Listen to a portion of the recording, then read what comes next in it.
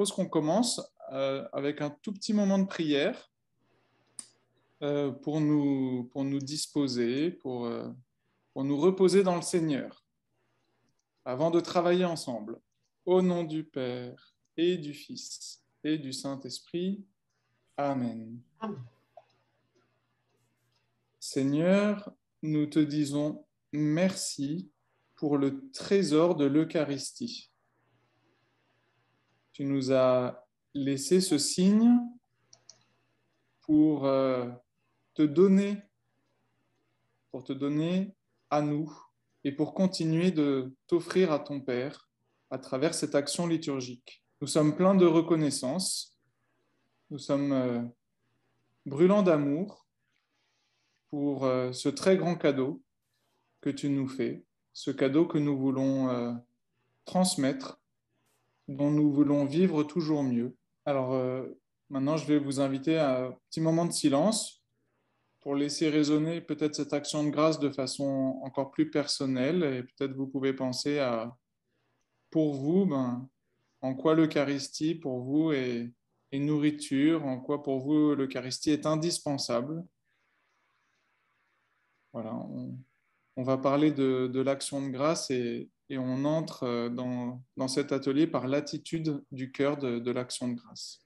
Là, je vous propose de conclure par le Notre Père. Notre Père, qui es aux cieux, que ton nom soit sanctifié, que ton règne vienne, que ta volonté soit faite sur la terre comme au ciel. Donne-nous aujourd'hui notre pain de ce jour. Pardonne-nous nos offenses, comme nous pardonnons aussi à ceux qui nous ont offensés, et ne nous laisse pas entrer en tentation, mais délivre-nous du mal. Amen. Au nom du Père et du Fils et du Saint-Esprit. Amen. Voilà, donc encore une fois, soyez les bienvenus.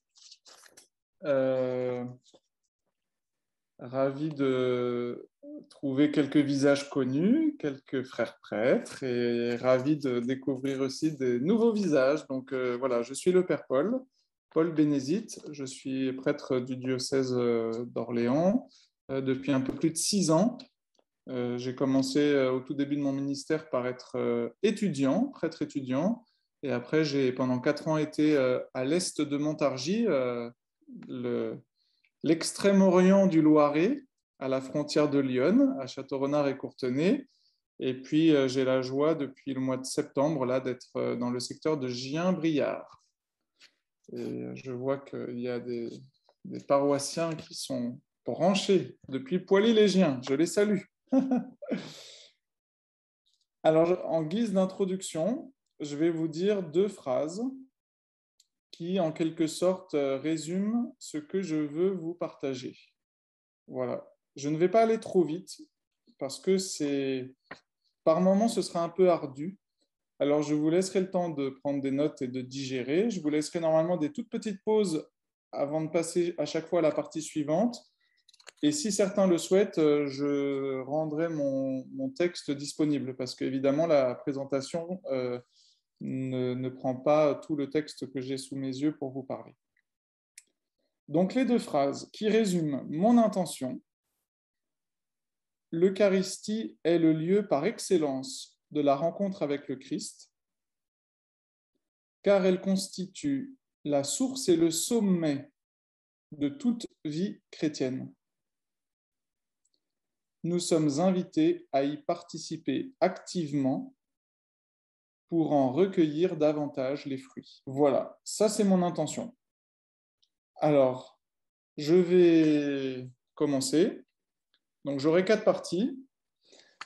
Et je commence avec la première partie qui est la notion de participation active. Donc, en fait, dans mes 2 phrases introductives, il y a 2 concepts clés fondamentaux qu'on retrouve dans les textes du Concile Vatican II.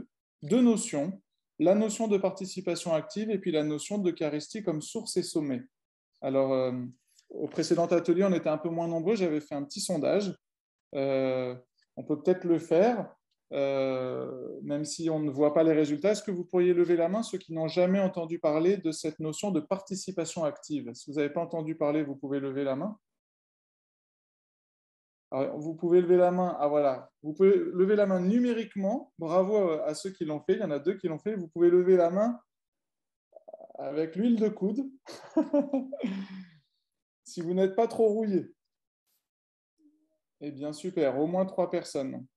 Donc, pour les autres, c'est connu, mais j'espère vous aider à approfondir. Ah oui, ben, du coup, je vois qu'il y a pas mal de personnes qui n'ont pas beaucoup entendu parler de cette notion. Eh ben, je m'en réjouis. Vous allez apprendre quelque chose. Donc, la notion de participation active s'applique aux célébrations liturgiques. Et cette question n'est pas nouvelle, puisque en 1903, le pape Saint Pie X en avait déjà parlé. Vous imaginez, ça fait 120 ans.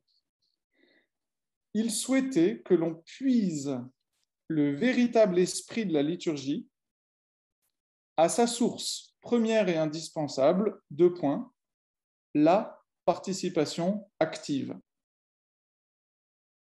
La suite de la phrase est un tout petit peu dans un jargon, mais je la dis quand même. La participation active à quoi? Au mystère sacro-saint et à la prière publique et solennelle de l'Église. Retenons la participation active à la liturgie. Quelques années plus tard, Pie XII a confirmé cette volonté du magistère d'encourager tous les fidèles à la participation active. Et là, je vais vous afficher la citation de Pie XII. J'ai trouvé ça assez chouette. Il est vraiment urgent que les fidèles assistent aux cérémonies sacrées non comme des spectateurs muets et étrangers, mais qu'ils soient touchés à fond par la beauté de la liturgie. Et je prolonge la citation que je n'ai pas mise sur le diaporama. Il est urgent que les fidèles fassent alterner leur voix avec la voix du prêtre et la voix de la chorale.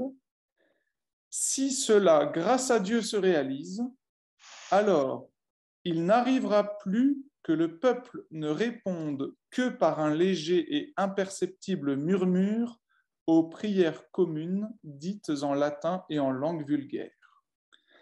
Voilà.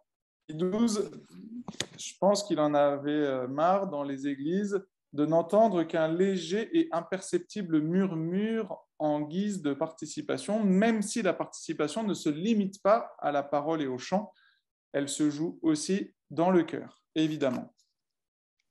Alors en fait, pour élargir, la notion de participation active est un des principaux objectifs de ce qu'on appelle le mouvement liturgique. Et le mouvement liturgique, c'est le terreau de la réforme du Concile Vatican II en matière liturgique. Et l'objectif de cette réforme, donc là, j'ouvre une citation, l'objectif de cette réforme, c'est que tous les fidèles soient amenés à cette participation pleine, consciente et active aux célébrations liturgiques, qui est demandée par la nature de la liturgie elle-même et qui, en vertu de son baptême, est un droit et un devoir pour le peuple chrétien. Alors, cette citation, je crois que j'ai oublié de noter sa source. Si, je crois que c'est une citation du Concile Vatican II. De toute façon, je vous ai mis dans la diapositive suivante les mots-clés des textes du Concile Vatican II pour qualifier, pour élargir la compréhension de cette notion de participation active. Donc, on peut la qualifier de pieuse, d'attentive, de fructueuse, d'intérieur, mais aussi d'extérieur. Cette participation pleine et active de tout le peuple est ce qu'on doit viser de toutes ses forces dans la restauration et la mise en valeur de la liturgie. En fait, non, tout ça, c'était une grande citation d'un texte du pape Pie XII, donc l'encyclique Mediator Dei, mais en fait, on retrouve dans les mots du Concile Vatican II qui sont affichés, du coup, des termes qui étaient déjà sous la plume des papes précédents, comme une invitation très forte pour, pour tous les baptisés. Et moi, il y avait quelque chose qui m'avait marqué là, c'est que cette participation pleine et active, en fait, ce n'est pas quelque chose de nouveau, ce n'est pas quelque chose qu'on a inventé au XXe siècle, c'est quelque chose qui est demandé par la nature de la liturgie elle-même. Et je pense que dans la suite de l'atelier, on va pouvoir vraiment approfondir cela. Donc, je finis avec cette première partie. Dire, avec une remarque importante, malgré tout, dire que tous participent ne signifie pas pour autant que tous doivent tout faire. La liturgie est toujours présidée par un ministre ordonné et d'autres services sont confiés à des fidèles comme les chants, les lectures, le service de l'autel.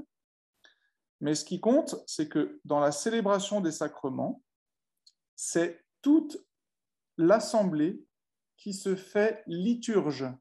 C'est toute l'assemblée qui se fait acteur de la liturgie.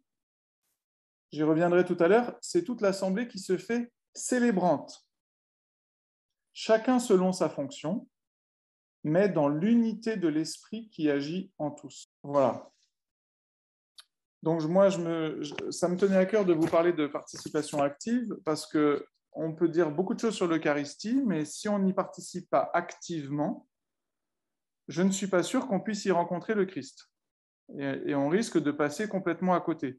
C'est l'expérience qu'on a peut-être déjà eue personnellement, c'est aussi l'expérience qu'ont des personnes qui se retrouvent, on pourrait dire, catapultées dans une célébration eucharistique, qui n'ont aucune clé, aucune notion, qui n'ont pas été initiées et qui ne peuvent pas y participer activement et qui, du coup, à part le miracle du Saint-Esprit, ne peuvent pas nourrir leur relation avec le Christ, rencontrer personnellement le Christ à travers l'Eucharistie. Alors, j'ai fini avec la première partie. Donc, la deuxième notion que j'avais à cœur de partager avec vous, c'est la notion de source et sommet. Donc là, je vais me référer explicitement au Concile Vatican II et notamment au texte du Concile Vatican II qui concerne la liturgie. C'est un texte qui s'appelle Sacrosanctum Concilium. J'ai fait une erreur d'orthographe sur la présentation qui va heurter les latinistes. J'ai mis un E à Sacrosanctum, alors qu'évidemment, il n'y en a pas. Alors, voilà cette magnifique phrase. La liturgie est le sommet vers lequel tend l'action de l'Église et en même temps la source d'où découle toute sa vertu. Donc voilà, je n'ai pas eu le temps de vous proposer de lever la main. Qui n'avait jamais entendu parler de la notion de source et sommet, Eucharistie comme source et sommet? Si vous avez envie, vous pouvez réagir. Et du coup, c'est une notion qui est au moins aussi importante que celle de participation active, si ce n'est plus importante encore. Donc, je me réjouis des mains qui viennent de se lever. Donc, on va essayer de décortiquer cette phrase. La liturgie est le sommet vers lequel tend l'action de l'Église. Donc, je vais donner un synonyme de sommet, c'est le mot but, objectif. La liturgie est le but, vers lequel tend l'action de l'Église. Alors, pour expliciter cela, je vais continuer la citation, donc vous avez la référence, mais vous n'avez pas sous les yeux la suite. Donc, je vais lire lentement pour que vous puissiez bien écouter. Alors, c'est assez impressionnant. La suite de la citation dit cela. Les labeurs apostoliques, donc les labeurs apostoliques, c'est un mot tout simplement pour dire l'action de l'Église, vise à ce que tous, devenus enfants de Dieu par la foi et le baptême, se rassemblent, louent Dieu au milieu de l'Église, participent, on retrouve le mot, participent au sacrifice et mangent la cène du Seigneur. Donc là, ça renvoie à notre vocation en tant que créature, nous sommes faits pour louer Dieu et pour le louer dans l'unité. Eh bien, la liturgie, elle est le sommet de toute la vie chrétienne parce qu'elle nous permet ensemble de vivre le but, la raison même de notre présence sur terre, c'est-à-dire se rassembler pour louer Dieu, participer au sacrifice et manger la cène du Seigneur. Voilà, et nous savons que c'est une préfiguration de ce qui nous attend dans la vie éternelle. Ça ne sera que ça, à ma connaissance du moins. Le repas des noces de l'agneau, une super Eucharistie. Voilà, donc la liturgie est le sommet. Et donc, si elle est le sommet, si elle exprime le but de toute la vie chrétienne, évidemment, on va y rencontrer le Christ. La liturgie est aussi la source, d'où découle la vertu de l'Église. Donc là, je prolonge encore la citation que vous n'avez pas sous vos yeux. En retour, la liturgie elle-même pousse les fidèles rassasiés des mystères de la Pâque à n'avoir plus qu'un seul cœur dans la piété. Elle prie pour qu'ils gardent dans leur vie ce qu'ils ont saisi par la foi, et le renouvellement dans l'Eucharistie de l'alliance du Seigneur avec les hommes attire et enflamme les fidèles à la charité pressante du Christ.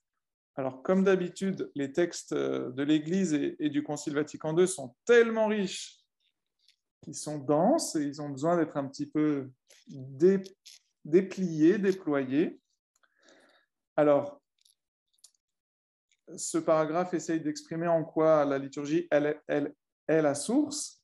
Donc, je vais le dire maintenant avec mes mots à moi, en m'appuyant sur la citation.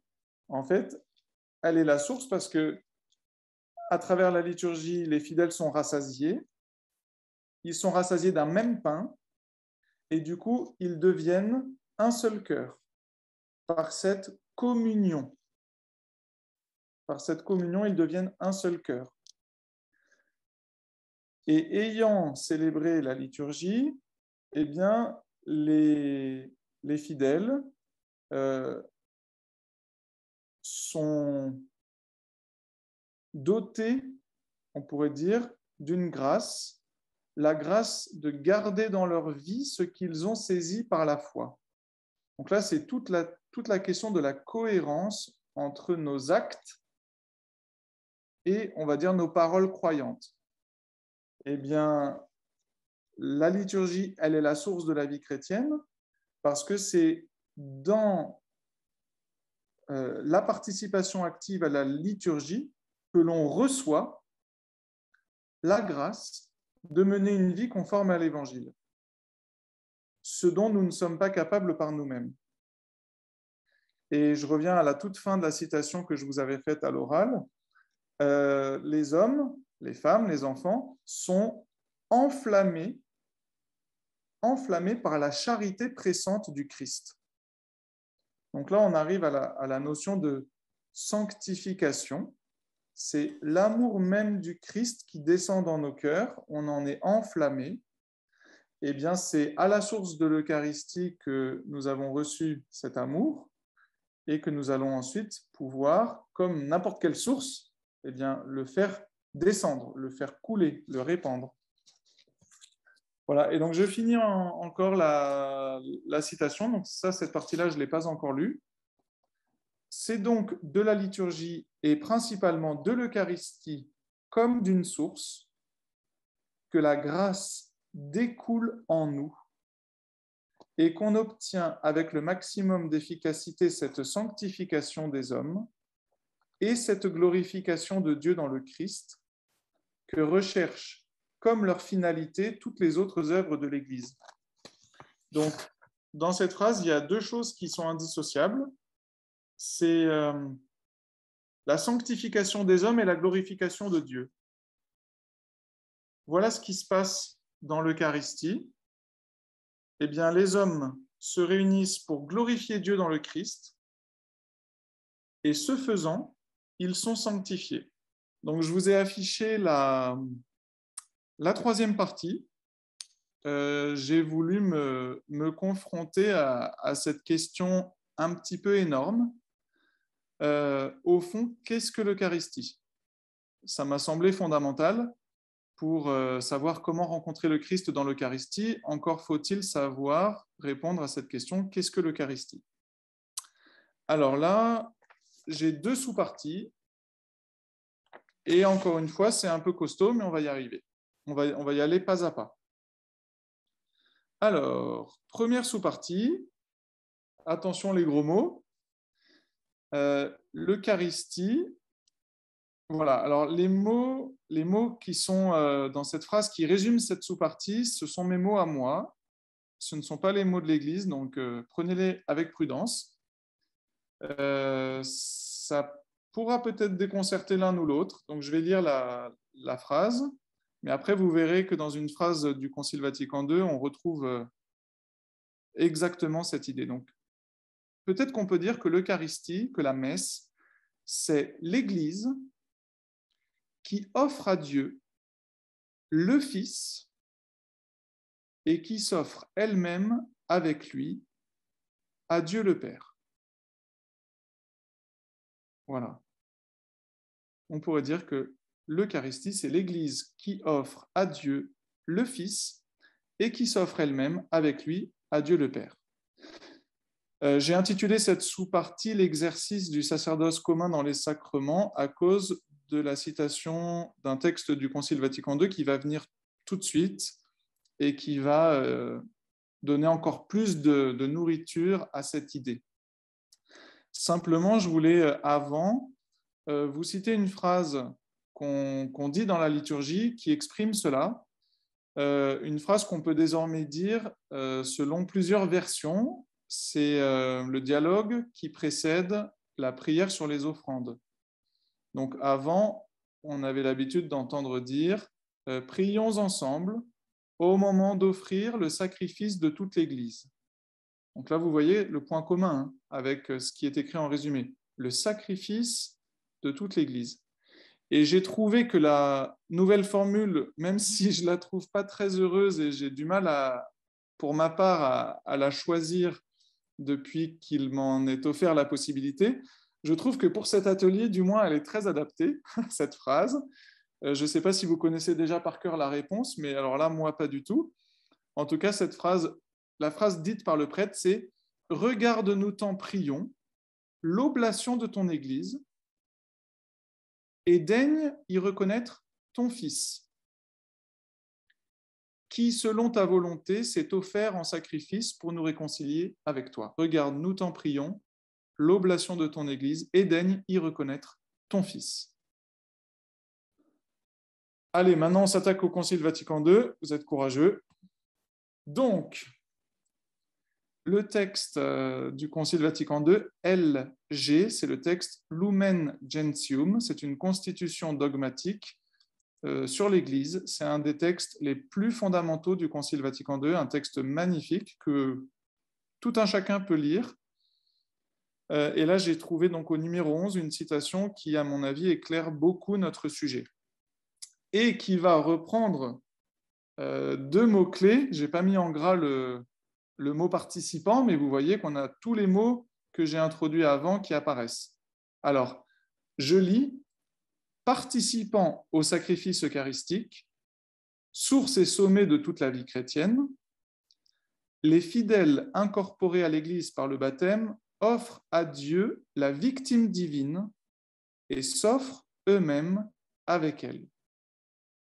Je poursuis la citation alors que la suite n'apparaît pas sous vos yeux, mais c'est assez intéressant. La suite dit cela. Ainsi, tant par l'oblation que par la Sainte Communion. Hein, on insiste énormément sur la communion, mais il y a aussi ce qu'on appelle l'oblation, c'est-à-dire l'offrande, le don. Tant par l'oblation que par la Sainte Communion, tous, non pas indifféremment, mais chacun à sa manière. Et on l'a dit tout à l'heure, il y en a qui sont prêtres, il y en a qui sont évêques, il y en a qui sont diacres, il y en a qui sont chanteurs, animateurs de chant. tous, non pas indifféremment, mais chacun à sa manière, prennent leur part originale dans l'action liturgique. Il s'ensuit, sous une forme concrète, qu'ils manifestent, ayant été renouvelés par le corps du Christ au cours de la sainte liturgie eucharistique, l'unité du peuple de Dieu que ce grand sacrement signifie en perfection et réalise admirablement. Donc on retrouve un petit peu ce qu'on disait sur la question de source et sommet. Qu'est-ce qu'il s'ensuit ? Il s'ensuit que le peuple de Dieu rassemblé manifeste l'unité du peuple de Dieu. Et cette unité du peuple de Dieu, eh bien, elle est signifiée en perfection et réalisée admirablement. Donc là, oulala, excusez-moi, je ne sais pas ce que j'ai fait. Là, on commence, si vous voulez, à articuler, on va dire, les personnes de la Trinité. Et c'était indispensable pour savoir comment rencontrer le Christ. Il faut savoir comment s'articule le Père, le Fils et le Saint-Esprit dans la célébration de l'Eucharistie. Donc, je pense que pour cette première sous-partie, ça va. Voilà, donc l'exercice du sacerdoce commun, hein, c'est un petit peu ça. C'est tous les baptisés, ils offrent à Dieu la victime divine et ils s'offrent eux-mêmes avec elle. C'est déjà costaud, quelqu'un nous dit ça. Rassurez-vous, ça va aller, ça va aller. Alors, deuxième sous-partie. L'Église continue la fonction sacerdotale du Christ. Alors, comme ça, désolé, j'appuie sans faire exprès. Comme ça, effectivement, ça fait peur, mais je vous ai fait une petite phrase résumée. C'est ce qu'il faut retenir, c'est ce que je vous invite à essayer de retenir. La liturgie est le culte par excellence rendu à Dieu le Père, par le corps mystique de Jésus-Christ. Alors là, on va arriver à quelque chose d'intéressant. J'ai pas pu faire une partie sur le corps mystique du Christ. Vous avez forcément des connaissances variées sur ce sujet selon chacun. Ce que vous savez probablement tous, c'est que le corps du Christ, c'est l'Église. Ce que vous savez probablement, c'est que chacun de nous est un membre du corps du Christ. Et vous avez peut-être un jour déjà entendu dire que ce corps du Christ qui est l'Église a une tête. On n'imagine pas un corps qui n'aurait pas de tête. Et la tête du corps, c'est le Christ lui-même. Et donc, quand on parle de corps mystique de Jésus-Christ, eh bien, on parle du corps tout entier, tête et membres. Donc voilà, la liturgie est le culte par excellence rendu à Dieu le Père par le corps mystique de Jésus-Christ. Ce qui est très intéressant dans cette expression, c'est que ce culte, il est rendu à Dieu par le corps tout entier, c'est-à-dire le Christ et ses membres qui sont l'Église. Il y a une action conjointe du Christ et de ses membres. Donc, vous allez voir avec le passage du Concile Vatican II que je vous ai choisi, ça va. Il y a une phrase tellement belle elle va vous toucher pour exprimer ça d'une manière un tout petit peu différente, mais pour exprimer la même idée.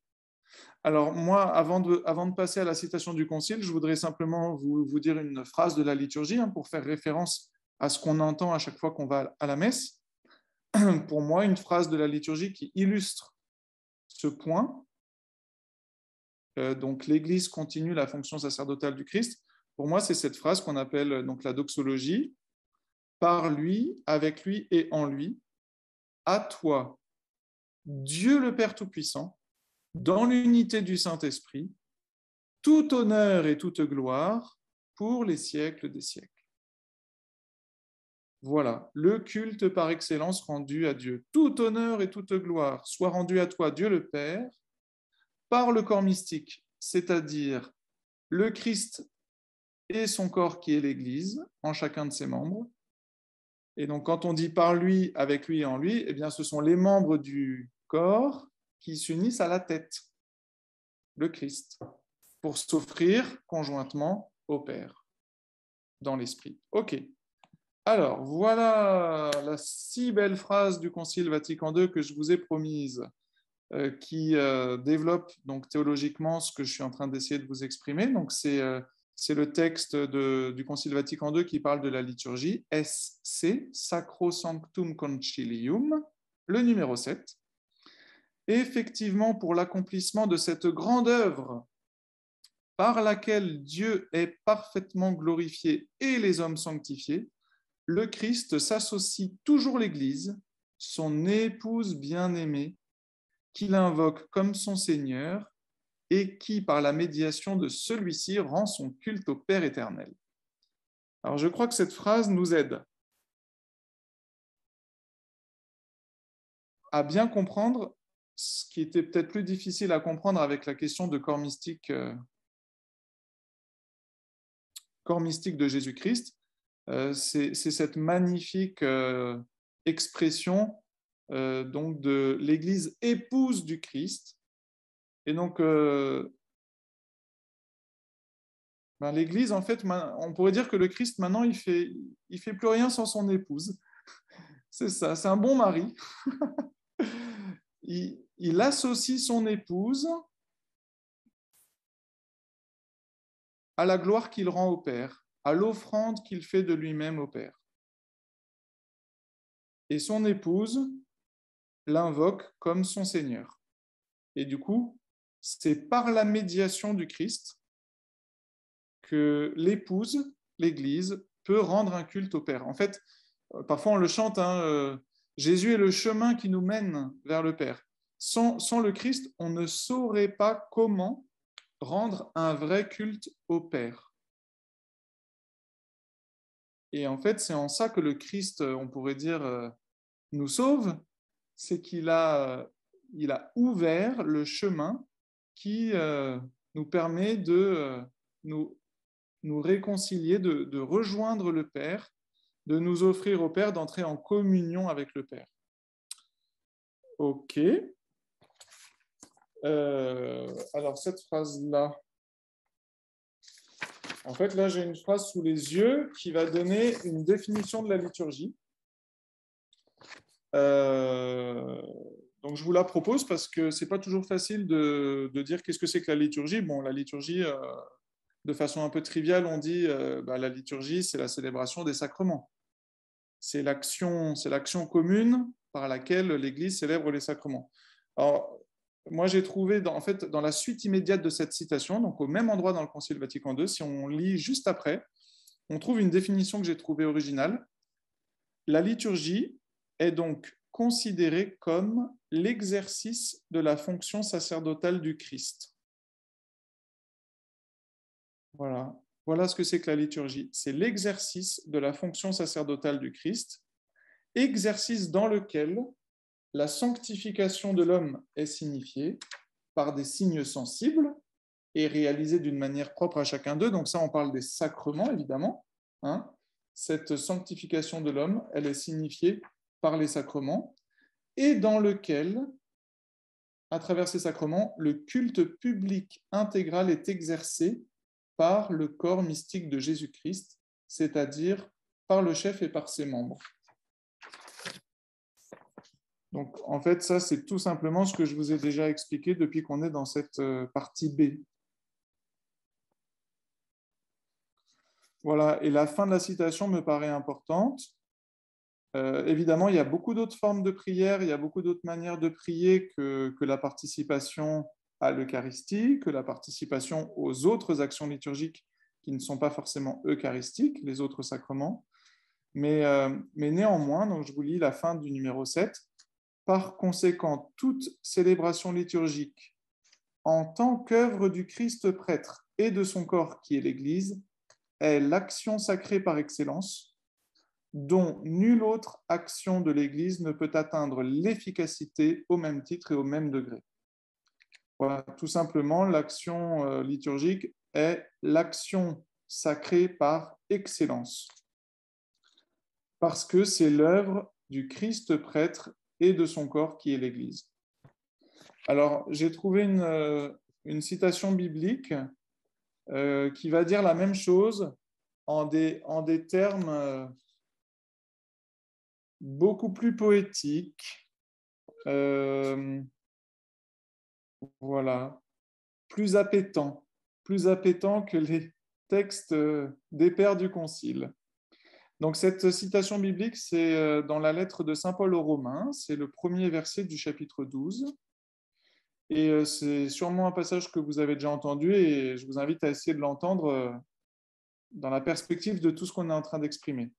Donc voilà, je cite Saint Paul. Je vous exhorte donc, frères, par la tendresse de Dieu, à lui présenter votre corps, votre personne tout entière, en sacrifice vivant, saint, capable de plaire à Dieu. C'est là pour vous la juste manière de lui rendre un culte. Voilà, donc Saint Paul, dans cette citation, eh bien, il introduit la notion de sacrifice vivant et la notion de culte en nous invitant tout simplement à nous offrir nous-mêmes, à présenter notre personne tout entière. Alors effectivement, si on participe activement à l'Eucharistie, eh bien c'est ce qui va se produire. Et du coup, vous voyez que la manière dont on rencontre le Christ, ben, c'est que conjointement avec le Christ, on va être unis au Christ dans ce sacrifice capable de plaire à Dieu. Mais si on n'était pas unis au Christ, le sacrifice de notre personne tout entière ne pourrait pas plaire à Dieu. Donc en fait, le Christ, il est notre partenaire dans la célébration de l'Eucharistie. Voilà. J'en ai fini pour le moment avec les choses un peu difficiles. Je vais vous proposer une petite récréation. Là, je suis très intimidé parce que j'ai plusieurs prêtres là dans cet atelier, donc j'espère qu'ils ne vont pas me lancer des fruits pourris. J'espère qu'ils seront d'accord avec moi. Vous savez, c'est toujours intimidant de prendre la parole devant ses pairs. En méditant là sur tout ce que je viens de vous dire, moi, ça a réveillé en moi, on va dire, une marotte, un petit combat. Et donc, du coup, je voudrais inviter tout le monde à peut-être un déplacement de langage. Moi, je ne suis pas du tout à l'aise avec cette fameuse phrase qu'on entend parfois à la fin du mot d'introduction, qui parfois est lu avant que la messe ne commence. Nous accueillons les célébrants. Nous nous levons pour accueillir le célébrant. Alors voilà, pourquoi est-ce que je ne suis pas à l'aise avec cette phrase? Ben, vous l'avez compris, à travers tout ce que je viens de dire, si on veut le résumer très simplement, tout ce que je viens de dire, c'est toute l'Église qui célèbre. Il n'y a pas d'un côté le célébrant et de l'autre les assistants. Comme on disait autrefois, j'ai assisté à la messe. Et donc, en fait, évidemment, il y a des ministres ordonnés et ils ont pour mission, en tout cas c'est ma conviction, ils ont pour mission non pas de célébrer l'Eucharistie, ils ont pour mission de présider la prière de l'Assemblée au nom du Christ. En aucun cas, on pourrait dire qu'ils soient les seuls à célébrer. Et si tous célèbrent, eh bien, effectivement, il y en a un qui préside au service de tous. Et moi, j'ai noté une phrase là que je trouve belle. Le prêtre, quand il préside, agit comme ministre, c'est-à-dire comme serviteur de la rencontre qui se déroule. J'ai bien aimé cette expression. Le prêtre qui préside, ou l'évêque qui préside, il est le serviteur de la rencontre qui se déroule. Quelle rencontre? Eh bien, la rencontre de l'Église, conjointement avec le Christ qui est donc son chef, sa tête, rencontre avec le Père dans l'Esprit Saint. En fait, c'est une rencontre trinitaire, l'Eucharistie. Donc, ma quatrième partie, ce sont les 4 dialogues de la présence du Christ. Donc, on revient à notre atelier, hein, rencontrer personnellement le Christ dans l'Eucharistie. Donc, j'ai trouvé assez intéressant de vous parler de ces 4 dialogues. Le Seigneur soit avec vous et avec votre esprit. Alors, je vais dire un tout petit mot parce que il me semble que c'est l'occasion. le Seigneur soit avec vous. S'adressant aux fidèles rassemblés, le président, et non pas le célébrant, souhaite à chacun la présence du ressuscité. Voilà le premier moment où on peut rencontrer le Christ personnellement, c'est dès le début de la messe. Et vous savez que l'évêque, quand il préside, il dit « La paix soit avec vous », ce qui nous met encore plus en contact avec le Christ ressuscité. À chaque fois que cette phrase est prononcée, ceux qui l'entendent sont indiqués comme les principaux partenaires de la célébration liturgique, le Christ et l'Assemblée, avec le prêtre qui agit comme, à ce moment-là, ministre. Une chose qu'on n'a pas dite, effectivement, c'est que le Christ, le prêtre, parce que ça, c'est une question qui m'a été posée dans le dernier atelier, effectivement, le prêtre agit au nom du Christ tête. Donc, il y a parfois un jeu d'équilibriste pour le prêtre qui, pour les fidèles, représente le Christ tête, mais qui n'en demeure pas moins, lui, un baptisé parmi les baptisés. Et donc, quand le prêtre dit « Le Seigneur soit avec vous », il ne se prend pas pour le Christ et il ne dit pas « Je suis avec vous ». Donc, quelque part, il le dit aussi pour lui. Mais du point de vue des fidèles, c'est comme si c'était le Christ qui le disait. Et quand l'évêque dit « La paix soit avec vous », c'est vrai que c'est assez fort, c'est assez poignant. Bon, alors comment recevoir cette salutation ? Moi, je voudrais vous faire prendre conscience, si vous y avez jamais pensé, que c'est ce que l'ange Gabriel a dit à Marie. Le Seigneur est avec toi. Donc, dès l'entrée en célébration, la présence du Seigneur parmi son peuple est effective par cette salutation. Voilà, et ce qu'on peut remarquer, on le sait, mais c'est toujours le Seigneur qui fait le premier pas dans la rencontre. Donc, c'est le Christ ressuscité qui vient au-devant de nous par la voix du ministre ordonné qui préside. Le Christ veut nous rencontrer. Il vient à nous pour ça, pour nous rencontrer. Et donc, l'Assemblée, elle est invitée en retour à entrer en lien avec le Christ et par le Christ avec le Père. Voilà. Et donc, la fameuse réponse est avec votre esprit. Peut-être que vous avez déjà entendu des explications. Pourquoi est-ce qu'on dit « et avec votre esprit » ? En fait, le prêtre souhaite à l'Assemblée que le Seigneur ressuscité soit au milieu de chacun, au milieu d'elle, en tant qu'Assemblée. Eh bien, à ce souhait, l'Assemblée répond par un autre souhait, le souhait que le Seigneur soit aussi avec l'esprit du ministre ordonné. Autrement dit, l'esprit de son ordination, de sorte que le ministre ordonné puisse accomplir dignement son service liturgique. On peut dire qu'avec votre esprit désigne le souffle qui fait de cet homme un prêtre. Vous savez qu'un homme, s'il n'y avait pas l'Esprit Saint, ne pourrait pas être prêtre. Et donc, il y a l'Esprit Saint et puis il y a l'esprit de l'ordination, comme on dit. Donc, en fait, c'est l'Esprit Saint qui fait du prêtre le président de l'Assemblée. Donc voilà, seul l'Esprit Saint fait de lui le président de l'Assemblée.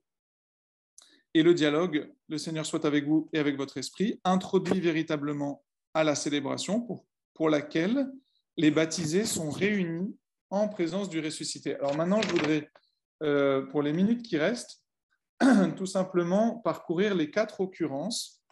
Et ça devrait vous aider, j'espère, à rencontrer personnellement le Christ dans l'Eucharistie. Donc, tout simplement, juste après le signe de croix au tout début, c'est le temps de l'accueil. Il y a ce dialogue. Le Seigneur soit avec vous et avec votre esprit. Eh bien, ça, on peut dire que c'est le Christ présent dans l'assemblée. Le Christ présent quand 2 ou 3 sont réunis en son nom. Donc, en fait, avant même que l'action liturgique ait réellement commencé, on peut déjà rencontrer personnellement le Christ, mais c'est paradoxal, on le rencontre personnellement parce qu'on est là collectivement pour le rencontrer. là où 2 ou 3 sont rassemblés en mon nom, je suis là au milieu d'eux. Et c'est vrai que parfois, les prêtres, nous, on a un point de vue privilégié depuis le cœur.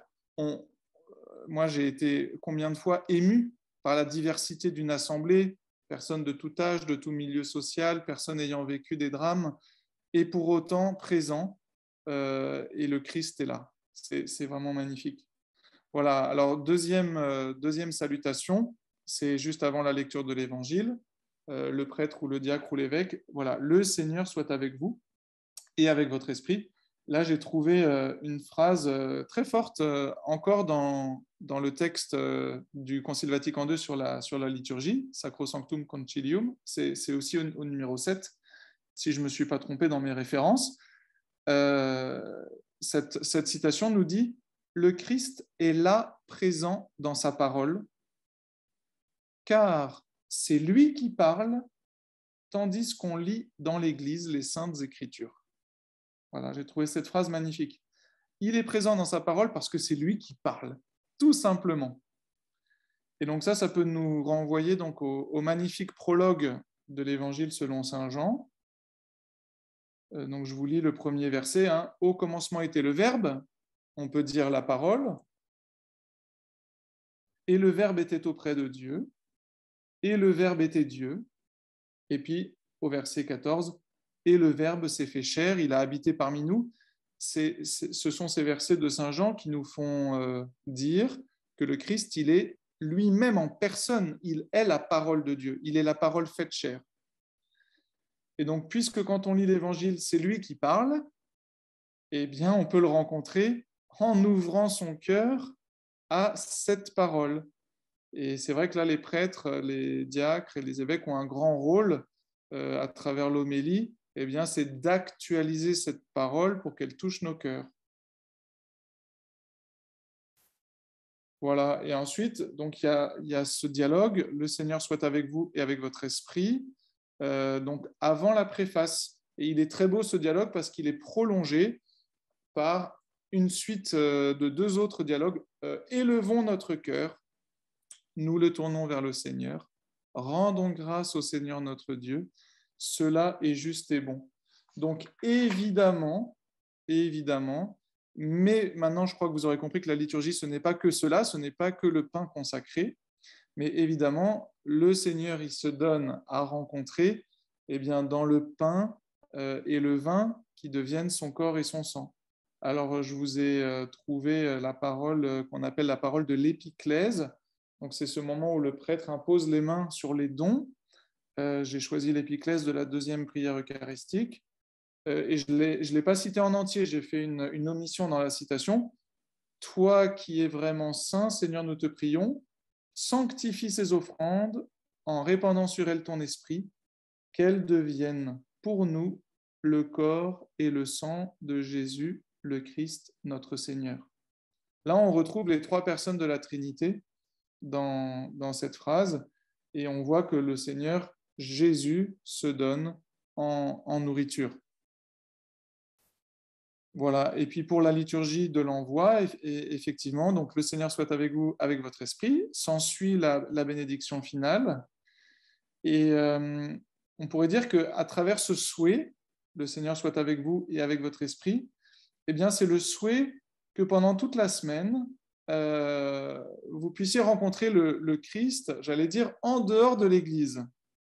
Alors ça, pour moi, ça fait référence à la finale de l'Évangile selon saint Marc. J'ai choisi 2 versets pour ne pas être trop long dans la citation. Premier verset, donc c'est Marc chapitre 16, verset 15. Puis Jésus leur dit, « Allez dans le monde entier, proclamez l'Évangile à toute la création. » Et un tout petit peu plus loin, le verset 20, « Quant à eux, ils s'en allèrent proclamer partout l'Évangile. Le Seigneur travaillait avec eux et confirmait la parole par les signes qui l'accompagnaient. » Donc voilà, le Seigneur travaillait avec eux, j'ai trouvé cette expression magnifique. Et donc, si on vit vraiment l'Eucharistie comme source et sommet et qu'on y participe activement, probablement qu'on va avoir les yeux de la foi qui vont s'ouvrir et de plus en plus, on va rencontrer personnellement le Christ entre 2 Eucharisties quand nous serons en situation de témoigner de notre foi.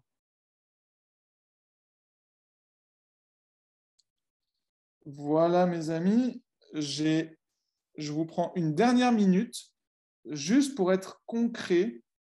Moi, je pense que, en fait, on est toujours entre deux Eucharisties. Et le but de célébrer régulièrement l'Eucharistie, le plus régulièrement possible, c'est de faire finalement de toute notre vie une Eucharistie. Et du coup, pour rencontrer mieux le Christ dans l'Eucharistie, je pense qu'on peut prendre davantage conscience de cette réalité magnifique. C'est que l'Eucharistie, c'est pas 1 heure le dimanche. L'Eucharistie, finalement, c'est toute ma vie. Et on peut prendre tous les moments de la messe et essayer de les préparer pendant la semaine ou dans la semaine qui suit l'Eucharistie, d'en vivre. Donc moi, je voudrais juste faire en 1 minute une petite liste. Voilà, si vous faites dans votre prière personnelle un examen de conscience régulièrement, eh bien le rite pénitentiel juste après l'accueil de la messe, vous allez le vivre avec beaucoup plus de densité, avec beaucoup plus d'épaisseur humaine. C'est pas juste Kyrie, Seigneur prends pitié. C'est parce que chaque soir, si c'est possible, vous avez vu que vous n'êtes pas tout à fait ajusté et que sans la miséricorde de Dieu, vous ne pouvez pas vivre l'Évangile, mais que Dieu vous en rend capable. Alors vous accueillerez sa miséricorde à la prochaine Eucharistie avec un cœur disponible.